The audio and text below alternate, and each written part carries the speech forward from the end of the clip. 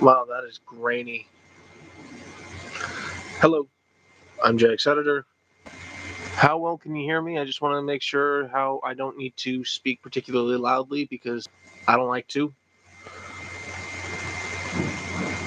I'm right there. This is my new setup. It's very improvised, but I was able to make it work using an old projector, just some poster boards. Awesome. Thanks, Ender. So this live stream is sort of the final promotion, I guess you would say, of my upcoming episode 9 edit. The release trailer is coming out tomorrow. Order 42 just released a review for it yesterday, which you should have watched. If you didn't, do that. I mean, maybe not now.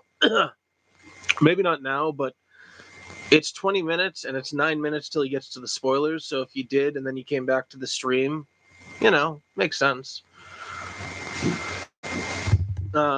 At least up until the spoilers. Don't watch the spoiler part unless, actually, I would argue that some edits are actually sold by their spoilers. But that's neither here nor there. I don't even know if I introduced myself. Hello, I'm JX Editor. I probably did.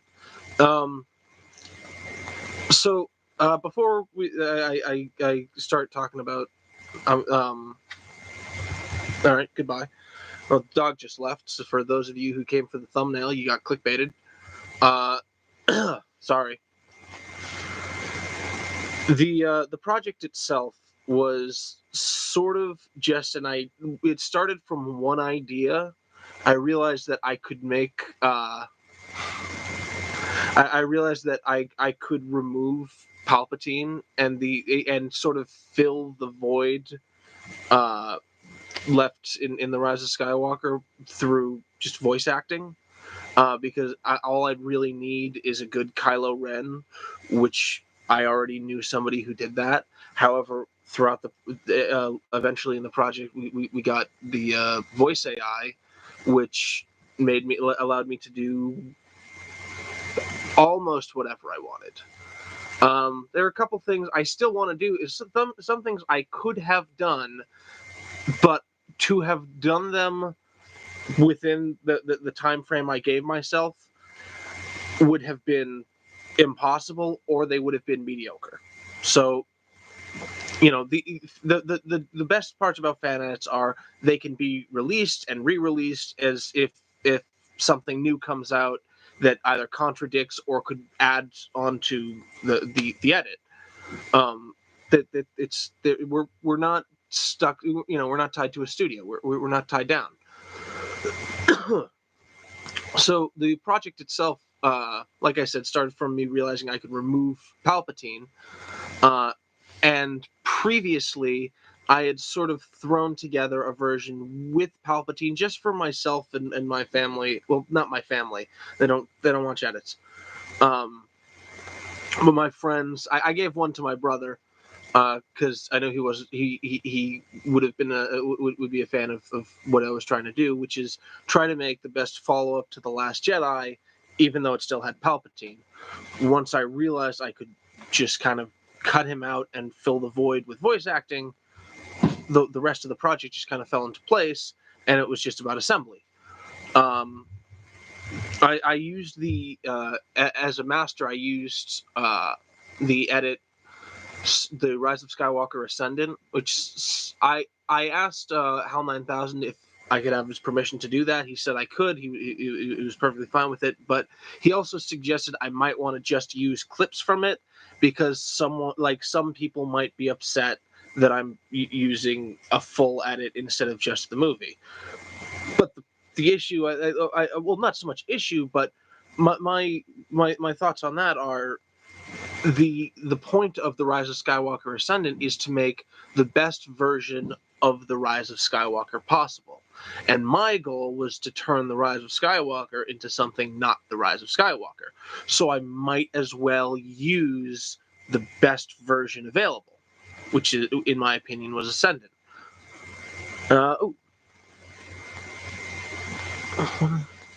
One with, one without power. Yeah, no. Do you remember it was called The Final Order? I think you saw it. Sorry. Sci-fi fan 2109. Andrew just asked me, or just told, because he was, for those who don't know, and Andrew's a longtime friend of mine. We met through the channel. He has always been enthusiastic to help with my edits, and this edit was no exception. He did a lot of sound work, which I was very appreciative of, because I don't love to do sound work. It's I think I when I did the pre Skywalker, not stream, slideshow, the yeah you did. Oh, there you go. um the pre Skywalker slideshow, I included these like 10 just truths of fan editing that I thought were pretty consistent project to project, and one of them was, generally people will kind of forgive audio the inconsistencies. For example, and I had an image of Vader from Empire Strikes Back and Vader from Rogue One as an example, because how do I get across sound in an image? And what I decided to do was to show two examples of the same character sounding very different, because James Earl Jones was very old when Rogue One was filmed. Uh, and hopefully that got across. Now he's AI in the Kenobi show and so on. So he'll sound pretty consistent like that for the rest of time, pretty much now. Not that I'm judging. I used an AI for Darth Vader in this edit, because for those who don't know, I used the Vader versus Kylo Ren fan film. I've seen it used in Episode 9 before, though I first saw it used in Episode 9 after I had started working on this, and after I'd already decided where I wanted to put the fight. Excuse me, because the idea, of course, came from the Trevorrow script. I do know somebody who put it in Force Awakens, but the whole goal of this edit was, at the bare minimum, to work with the two previous movies being their just theatrical selves. Although, also, if you wanted to watch edits that basically left off where the Last Jedi leaves off, you could still do that and enjoy a trilogy. Like, personally, I would watch Neverar's. It's hard to say, honestly. Neverard the Great's the Force Awakens Starlight edition, I think it's called, and then I'd just watch The Last Jedi, and then I would watch Spark.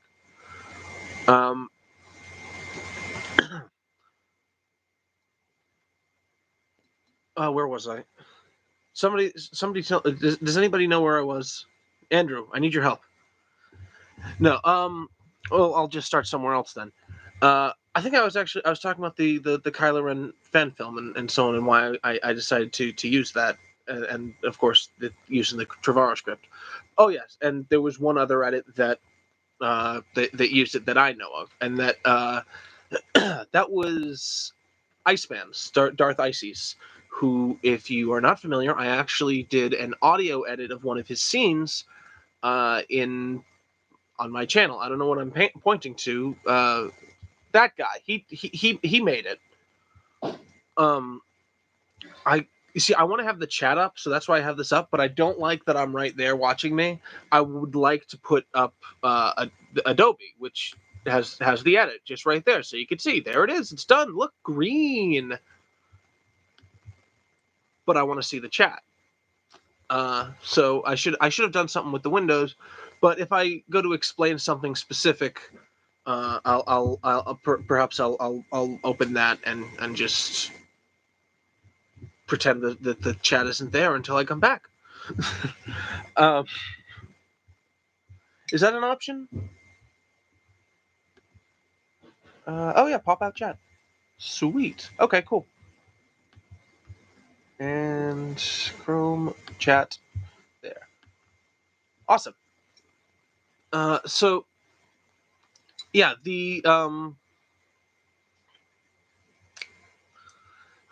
I know I'm at the. Oh yeah, Darth Icy. I did a audio edit of his one of his Knights of the Old Republic fan films. The runtime of the edit, it's right there. It's right there. It's 1 hour 55 minutes 5 seconds and 19 frames. Simon D. No, the yeah, one of his Knights of the Old Republic fan films. The scene was an adaptation of a scene from the Revan novel, and I was listening to the audiobook when I realized, oh, this is that scene from his fan film. I always thought he had just written it or something. Um, and so I chose to take the audio from the fan film because he had used voice AI as well, but just like basic older models that you're familiar with, like just the Jeeves or something. I don't know. Um, if you heard it, you'd knew what I was talking about. You'd know what I was talking about. Excuse me. And so, yeah, I used Mark Thompson's voice from the audiobook. That's neither here nor there. He has the lightsaber fight take place after the Mustafar battle, where Kylo Ren's in the forest, and the forest becomes the snowy forest, and then Vader, and so on. It's a cool idea. Oh, cool, Simon. Tell me about your prequel edit. I'll read in a second. He said, "Looking forward to seeing it. I did a prequels fan edit, so always interested to see what can be changed and tweaked." Um, if you're committed, Simon, a lot can be changed and tweaked. Uh, Although some people would probably look at this and look at the timeline and say, "Well, that's not actually that intricate. It's not like it looks like a lot of it is actually large chunks are untouched." And I would just point out, remember, I am working with the Rise of Skywalker Ascendant, which is the Rise of Skywalker idealized, and so there are portions where I just didn't need to change, or all that needed to change was color correction. Um, for example, on what was Kef Bir and is now the Forest Moon of Endor, I mess with color to essentially change the time of day so that it's implied that Rey is searching the ruins of the Death Star for much longer than in The Rise of Skywalker.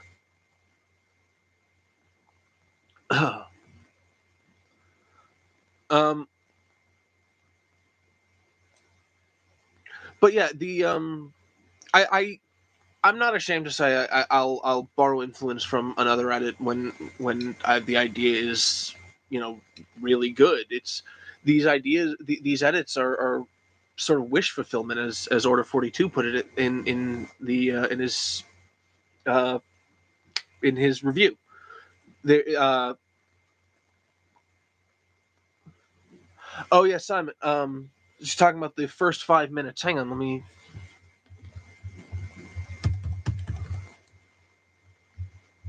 So yeah, the this shot here with the ships. So this was just the opening shot, or the opening shot of this scene in I think it was Mockingjay, the third Hunger Games movie, possibly the fourth in Mockingjay Part Two. I don't know. I don't remember. I can't check because the thing on the timeline was edited outside of this timeline to make it what it is now, rather than being all the sound effects and different layers and so on. You get what I'm saying. But this shot here, these TIE fighters, uh, those were rendered by Wookiees, Rebels, and More, who's a very good friend of mine. And apologies, who is a very good friend of mine and cut me a good deal. Uh, also, the just while we're on the topic of visual effects in that scene, uh, it was back when I was kind of hitting a wall and looking for the motivation to keep working on this. the laser effects. Oh, the Fall of the Jedi. Oh, yes, you're Simon D. Of course you are. Yes, I remember. Okay, sorry, I did watch that. I did watch that review.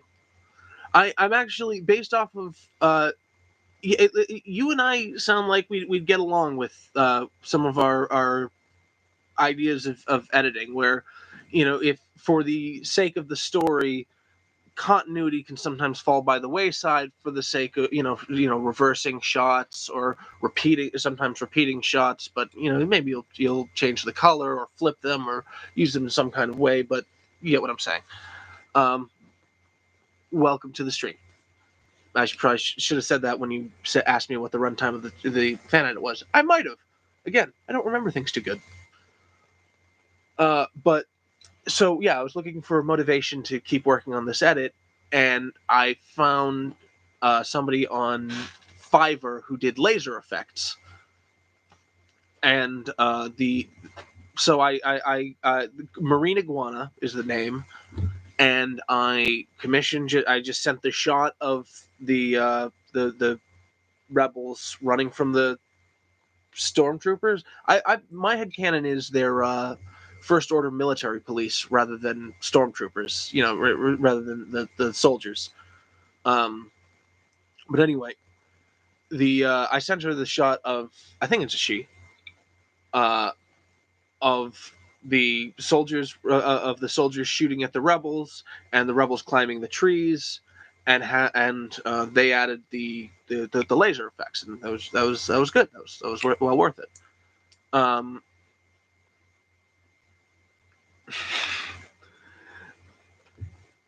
I was really impressed with your opening crawl, 3 paragraphs and ending with ellipses as 4 dots. Well, yeah, no, that's what they do. That Star Wars does the 4 dot. I've seen some fan edits and also parodies do 3 dots.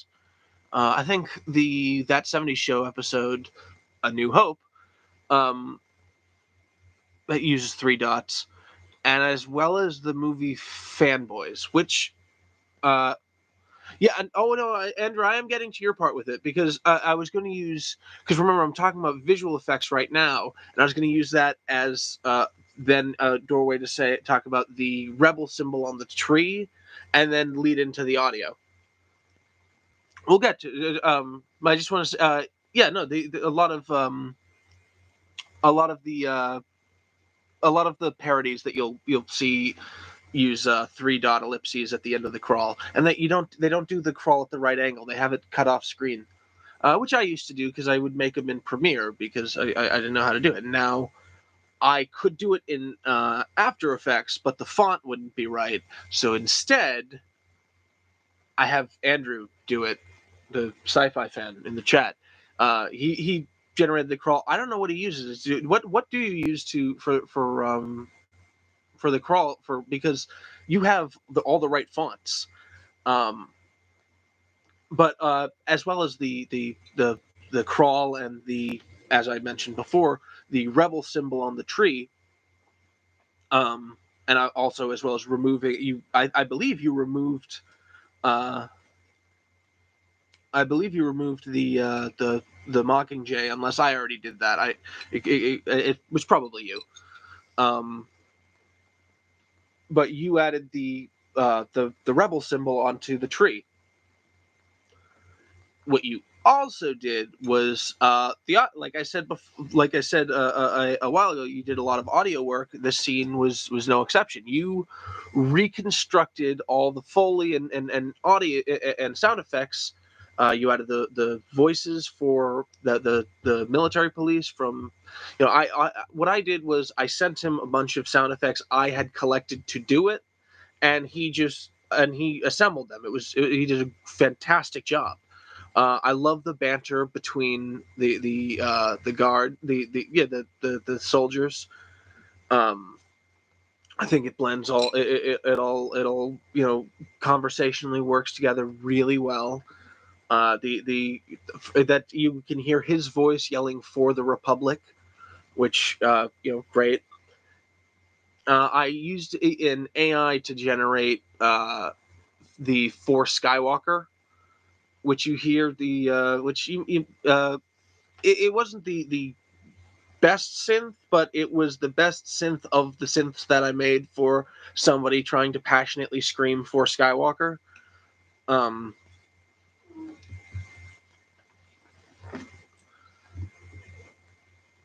but yeah, the all the audio except the music, which I added. Originally, I think I used Anakin's Dark Deeds, and then I used Anakin's Dark Deeds for the riot at the end, and then I realized that when the guy sees the rebel symbol on the tree, I wanted to have the drums from the opening of Revenge of the Sith, and on top of that came the rest of the theme. Uh, but then it was really exciting when basically nothing was happening, so I had it cut out at the closest possible lull point. Dip. That's the word. Uh, and then things sort of calm down. Then you get the explosion, and the music starts back up again, and it carried on so well that I removed Anakin's Dark Deeds, and even to the part where, even though the music in itself is kind of hopeful and heroic, it gets to a point where it could be considered more chaotic because it's the heat of a battle. And that's the part where it really gets to the it starts to turn in favor of the First Order. Anyway, I've had this font set up for my crawl in my inventory since I started my Phantom Menace edit. I basically just have to go back into the After Effects project and type in type in the new text. Cool. Then I go into Photoshop with a proper screen cap where I can pan where the space pan down occurs and extend it with content. What? And extend it with content aware. I'm assuming. Oh, that's a tool in Photoshop, of course. Yeah, no, I'm familiar. It's that's basically Clone Brush, but with an AI. Actually, not so much Clone Brush as it's what I would do with Clone. I don't want that to be dropped down, and you can see it. So I was just going to ignore it, and then I realized y'all could see it. Yeah, it's basically what I would do with Clone Brush, but having an AI do it, which is definitely going to produce better results. um,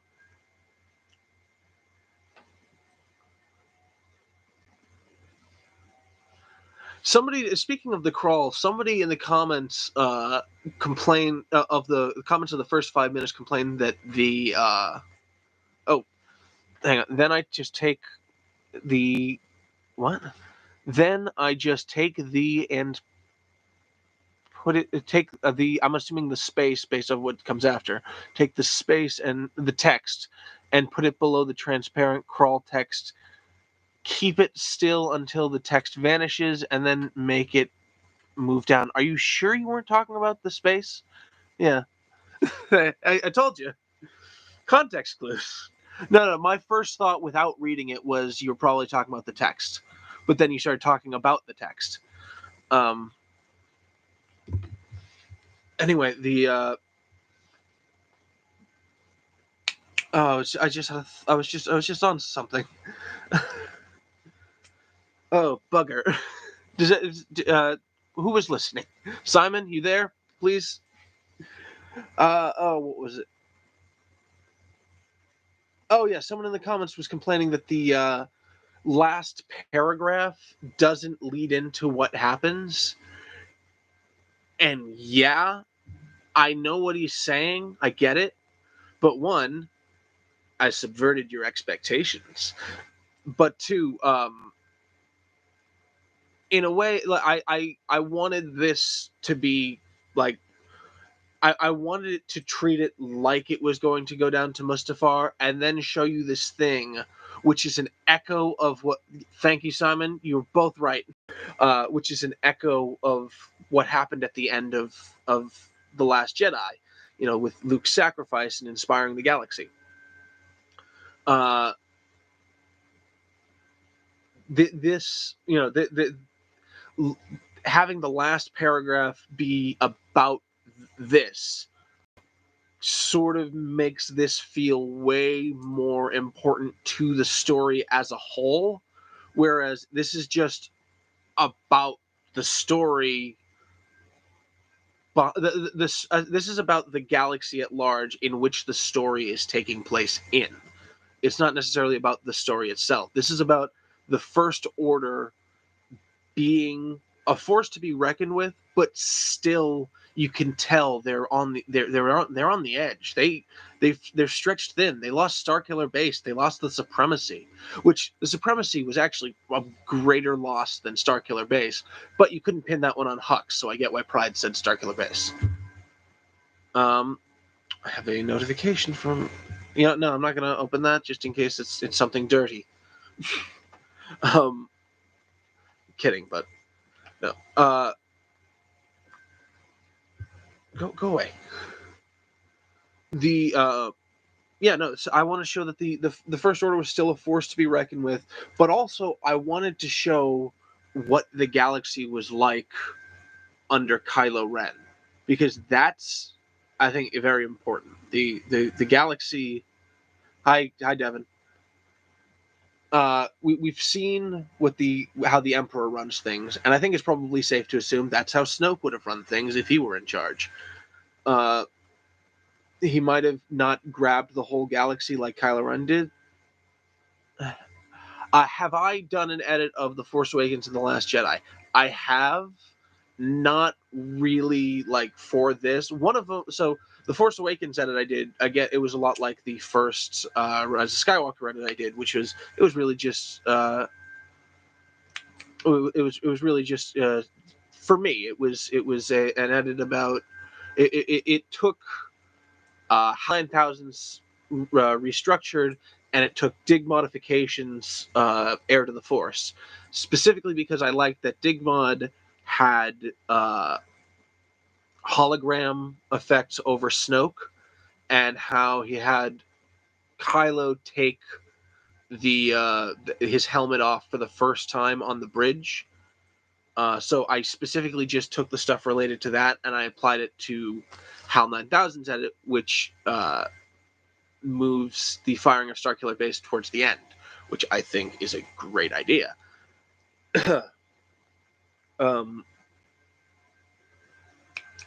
Where was I going with that? Oh yes. So I never released that because it was just basic additions to somebody else's edit from somebody else's edit. And also, of course, the Maz Kanata's Words of Wisdom edit. But for The Last Jedi, on the other hand, see, Sci-Fi Fan agrees. The Starlight edit does it that way. Actually, it was HAL 9000 who turned me on to the Force Awakens Starlight, because I asked him, "Hey, is there a version that doesn't have this thing that you do?" And he says, "Nevs." And I looked it up, got in contact with him. He sent me the links. It was great. A lot of other things in it, great.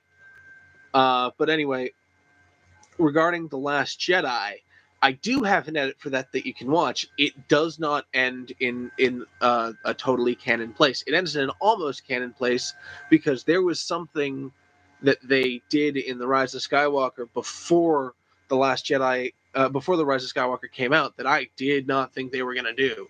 And that is have Luke actually raise the X-Wing, because it felt kind of pointless because he already kind of topped that with the whole projecting himself across the galaxy thing. But anyway, okay. Sorry, I keep getting more notifications. I'm seeing the number grow, and I just want to. Oh my god. Okay. I look forward to reading those, but I will read them later.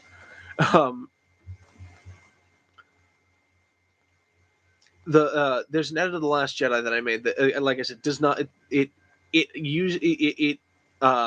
the X-Wing is no longer on Ahch-To by the end of it, because it has Luke actually go to Crate, because I had the idea to just, or no, maybe I saw an image of Luke painted blue on Crate, and I was like, oh yeah, he could just be a ghost. He could have been cut through and then a ghost, and that's my headphone falling out. And it because before that I had done an edit where I tried to remove Luke entirely from those shots, and then I put a green screen of a robe and a lightsaber dropping, and that looked awful. So I did this. The excuse you. The edit is on Firework Studios website. If I'm sure if you've been on this with this channel for long enough, you are familiar with that website. Uh, it is called The Coward's Cut. Look it up. Read the description. I was drunk, though I don't necessarily disagree with it. But honestly, for as far as this edit is concerned, I do not have edits that you can watch before it. I recommend watching your favorite edits before it, or my favorite edits before it, which are Starlight and regular Last Jedi. But there's also, of course, HAL 9000's Legendary Edition. I don't know many others. I know there's Dom Camilio's anti-cringe cut, but Luke survives. Again, you can't. It's not.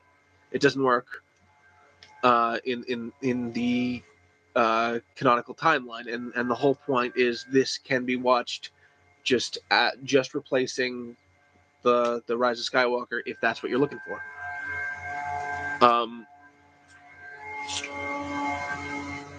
Yeah, or use your own edits when they're done. If you have them, go for it. As long as they're not trying to build up to Palpatine, because this doesn't have Palpatine, so it'd be kind of weird, especially if you have the work of Generations at the end of The Last Jedi, which I should probably explain is the audio referred to if you have the dead speak at the end of The Last Jedi, I should say. Because if you don't know what the work of Generations is, then you should know what the dead speak is.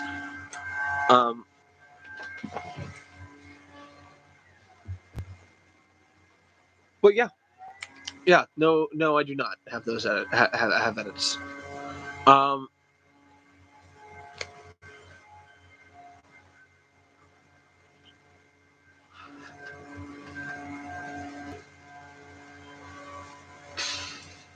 I'm gonna just jump through here. Oh yeah, that's in there. Oh, it's gone now. I want to see how well you can. Yeah, no, okay. I'm just gonna have that there to have that there. Um, also, ideally, on the topic of the scene I just cut away from, the opening scene with the Hunger Games, I would put that if I were to do an edit of all three, but I personally I don't think I would change enough about The Last Jedi to justify an edit. But if I were to do like a trilogy dedicated cut, I would probably have the Broom Kid scene with the story about Luke moved to the end of episode 9, and I would replace it with the Hunger Games scene, because I want it to. The main issue with that, of course, being you can't really end the scene of the stormtroopers showing up and ruining everything on a on a hopeful shot, like a lot of like Star Wars tends to end on. um, what do y'all think about that? The Star Wars generally ends on like a shot that's hopeful, like A New Hope, that is the wide shot at the celebration. Even though Han is gone at the end of Empire, it's still Luke and Lan, the droids looking out at the galaxy. Of course, you've got the group shot with Lando doing this. in Return of the Jedi. There were some people that say that you should just end with the funeral in the Phantom Menace. But that's not exactly hopeful. But it works if that's what you want to do. You've got the wedding. In Attack of the Clones, though again it was Cat's Prime Cuts that did the Jedi's Apprentice, where at the end it ends with the army with Palpatine getting the clone army and the Imperial March. Again, cool ending.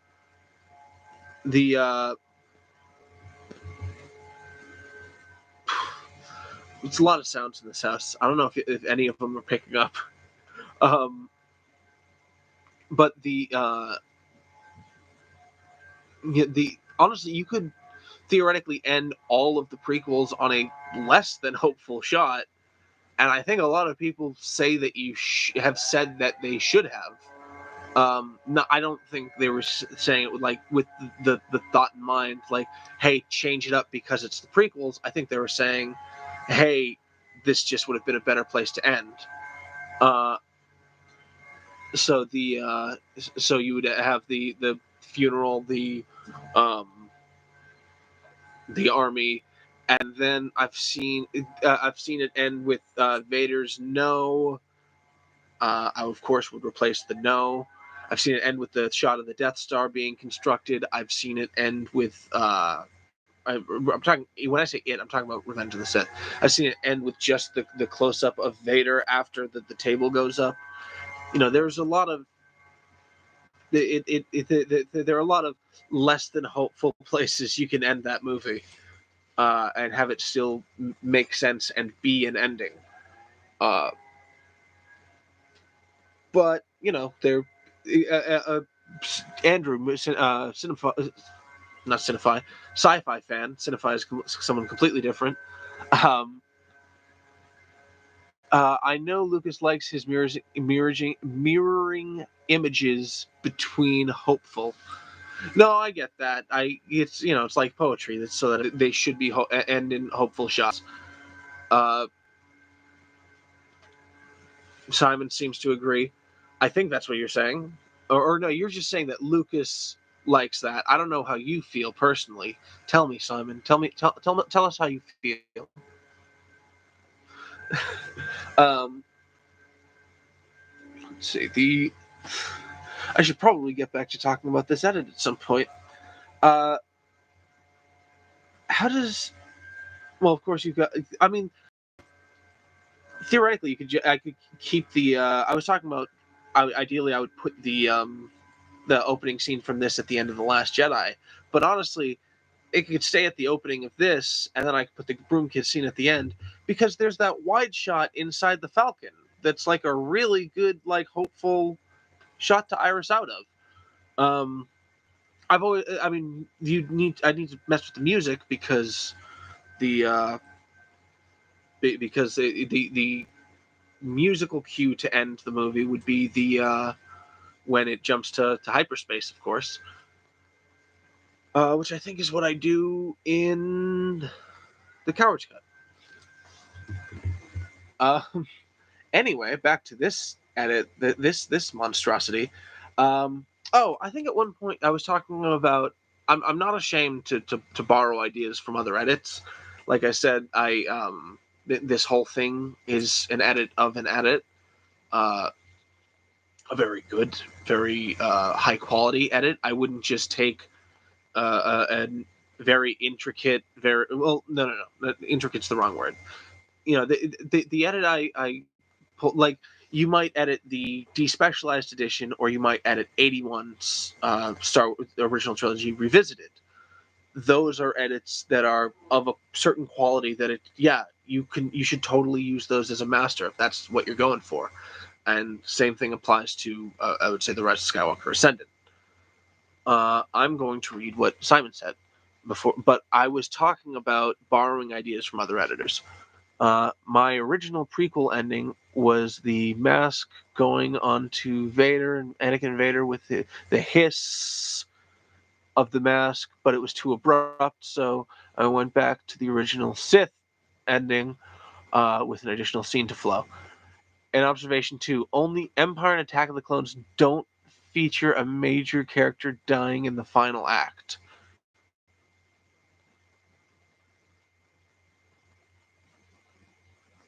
That depends on your definition of major character, I guess, or dying in Han's case. Yeah, no, you're right. Well, I feel like I left the theaters of the Force Awakens going, okay, so Luke's gonna die in the next one, and Leia's gonna die in Episode 9, like that. So I knew pretty soon what was gonna go down with that. Uh, although from what I've seen of what Movies Remastered is doing, uh, Luke won't. Although you'll still have Snoke, uh, Luke won't be dying in. Uh, dying for a Jedi is a bit of a contradiction. I know, LOL. Yeah, not wrong. Uh, struck down. Uh, no, but there would still be Snoke, but I wouldn't. I don't know if you would count that as the final act, or would that be the end of the second act? But yeah, if Luke were to survive Episode 8, like he does in Ivan Ortega's edit, and in according to the clips on Movies Remastered, dies at the beginning of Episode 9 for some reason. Um, people complain like, oh, Luke just gives up and dies at the end of it. It's like, no, Kylo says it earlier. The effort kills him. It's like the only thing he can do, but it ends up being enough, and it's a good sacrifice. At the beginning of Movies Remastered Episode 9, it seems like that's more what's happening. Luke, or is it natural causes? I don't know. Um, but yeah, if Luke is going to just, uh, but anyway, we're getting on to all the characters dying at the end of movies. Uh, you might, because I did say you might depends how you define major character and dying, because you could argue Jango Fett was a major character in that movie, and you could argue that Han dies at the end of Empire Strikes Back. But you're right. I think personally I would agree. Those are the two where people don't die, or a major character does not die. Uh, although uh, you're quite right, Andrew. Let us get back to my edit. Uh, yeah. So borrowing ideas. Like I said, this is Rise of Skywalker Ascendant, and a while ago. I don't want to distract proceedings. Hey, whatever. Um, no, but there was an edit I saw that was very abrupt with what it was doing. The edits were very unsubtle. It was very choppy, but basically it was the idea that I have with the movie being about the fleet and not Palpatine. But the issue is again the absence is severely felt, especially because with Palpatine being gone, a lot of things that just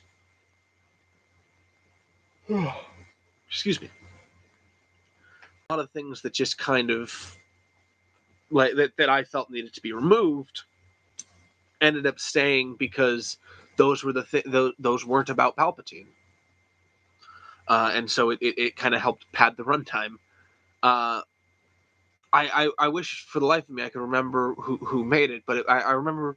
I'll say now it was called Duel of the Fates, named after the Colin Trevorrow script. As I recall, again, the there's a reason I thought to do certain things to make it run more smoothly, like I think the only thing Kylo, no, not Kylo, uh, Poe says about at the somehow scene is the largest fleet ever built. Like it's very just like abrupt, and so I was able to make change the Emperor and his fleet to the Emperor's fleet, and then originally I had voice acting in there to plug some gaps, but then voice AI became an option, and you didn't have to listen to me doing a terrible Dominic Monaghan impression. You could just listen to Dominic Monaghan from The Friendship Onion have his voice twisted by artificial intelligence into saying things he never said. And, maybe I'll get in trouble about that one day. And you know what? In a perfect world, I probably would. Or at least I'd get a warning. That's neither here nor there.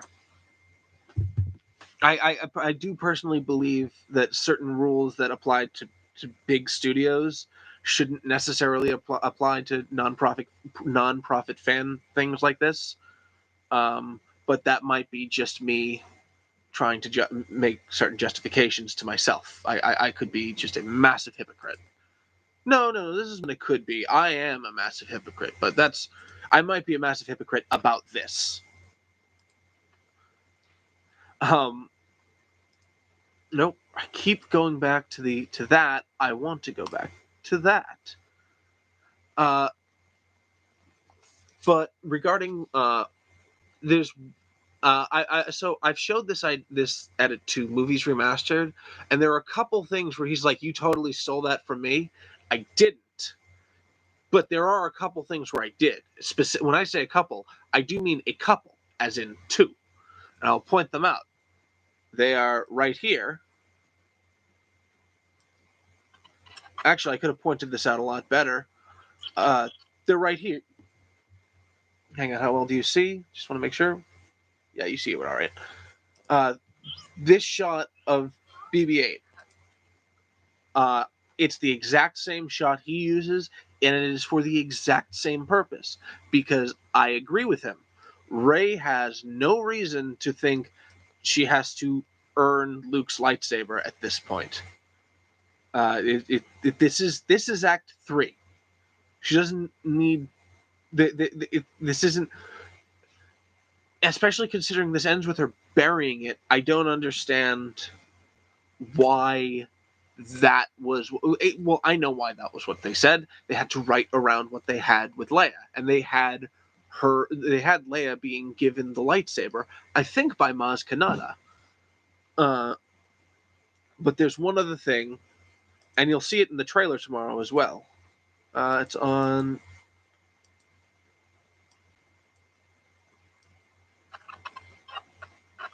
Yeah, so Kylo does not fly his ship at Rey, and then she does a flip and breaks the ship. Instead, the whole thing is just her and encountering the TIE fighter. What that meant was I had to actually fix a fix from The Rise of Skywalker Ascendant, because they rather brilliantly, in all the scenes after this, changed the color of the TIE Whisperer to yellow, which implies it is a different ship. This is not the one that Rey just cut in half. I had to go back, color correct those scenes to fit with the Ascendant footage, and add back the shots of the red TIE. But this idea here of Rey alone against the ship with the TIE Whisperer flying at her, that is directly from a video that an idea I got directly from a video that Movies Remastered did, where he did sort of a call to action, asking other editors for some VFX help, which I did actually help with a few shots. but he sort of he details what he needs and why he needs it, and one of them was he needs Kylo removed from these shots, which I did rather easily. However, he also wanted the smoke removed, and I was okay with the smoke there because I did try to remove the smoke for him back then, and it did not look good. And so I'm cool with just saying, oh yeah, no, this right here. I don't know if you, yeah, no, it would be in the middle of the screen. So this here, that's just sand being blown. That's dust being blown in the wind. And if you think it's something else, well, you're wrong, and you should feel bad about yourself for being so wrong. Don't feel bad about yourself. That's you. I believe in positivity. Well, some people should feel less like there are some people, some like sickos who probably should feel a little less good about themselves, but they feel actually very good about themselves. Anyway, uh, although I don't remember if it was a full edit or a YouTube video, but I saw a version of uh, this scene where it's using audio from The Rise of Skywalker. It's revealed that Rey, spoiler for the edit. I'm going to spoil this now. Rey used lightning to bring down her parents' ship on Jakku. To as instead of you're a Palpatine, you're a murderer, and you have always veered towards the dark side. Uh, and I remember the audio being split. So I did this for the Final Order, the one with Palpatine, the one that you saw, Andrew, uh, where Kylo says they sold you. So the original line is they sold you to protect you, and so they sold you to, and then they took Palpatine. So they sold you to Palpatine. He was looking for you. Blah blah blah. All this stuff about you killing your parents and so on, or her killing her parents and so on. So they sold you to Palpatine. I thought that was a great, like, yeah, no, two drunks would have sold their force sensitive kid to the Sith. But without Palpatine, that wasn't an option. So I completely revoiced it. Well, I didn't. I enlisted the help of Ian Luke Shanae. I think that's how you pronounce it. From Ian Luke Productions. You can you look up the Twilight of the Chosen One. I think I think it's Twilight of the Chosen One or Trial of the Chosen One. Uh, Star Wars story. It's a fan film animated by, I believe, Locher Films, and Tragedy of the Chosen One. Thank you. Tragedy of the Chosen One, animated by Locher Films, written and directed by Ian Luke Shanae. But he does a great Kylo Ren voice, and so I had him record this scene, all the all sorts of lines throughout this edit. There are a couple lines where, unfortunately, earlier this year, his or I believe maybe it was last year, but his microphone, his audio equipment, and now I believe he's also, although not now because it's late December, but he is also a student, so priorities. I completely respect it.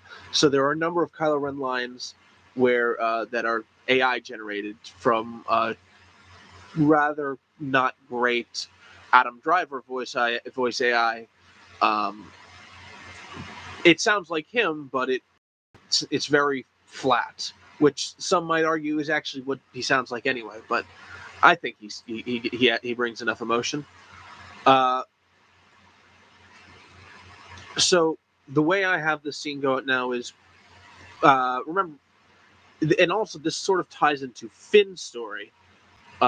Rey's parents sold her, again, I'm spoiling, to the First Order because Snoke was looking for children strong in the Force to be, I guess, stormtroopers.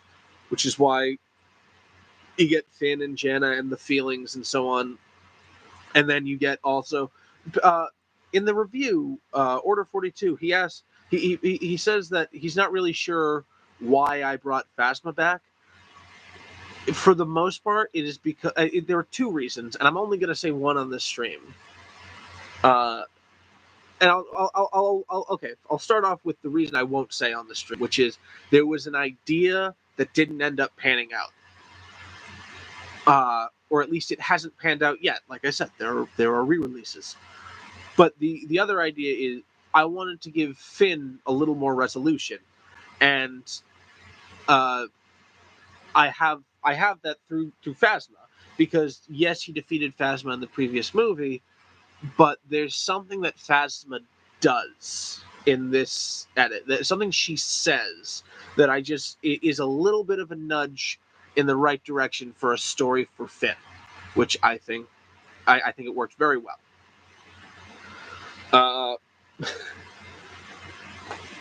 Continuing on though, so Rey's parents sold him to the First Order, but I think so.